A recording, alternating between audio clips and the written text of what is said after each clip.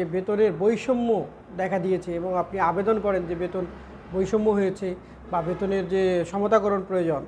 সেক্ষেত্রে যদি হিসাবে গরমিল হয় বা আপনার যদি বেতনে কোনো ধরনের বৈষম্য ধরা পড়ে, সেখানে যদি কোনো নির্দেশনা বা আদেশ জারি হয়, তার প্রেক্ষিতে কিন্তু আপনি বেতন নতুন করে নির্ধারণ করে নিতে পারবেন। এরপর আপনাকে ছুটিকালীন একটা বেতন নির্ধারণ করা হয়, অর্থাৎ আপনি চাকরিতে থাকাকালীন আপনি যখন ছুটি গ্রহণ করেন, বিনা বেতনে ছুটি গ্রহণ করেন, অর্ধগড় বেতনে ছুটি গ্রহণ করেন, তখন কিন্তু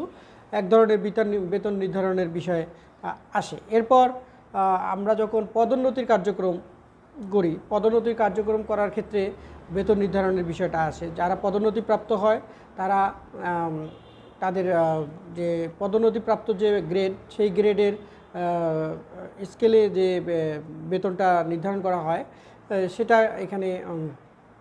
বেতন নির্ধারণের একটা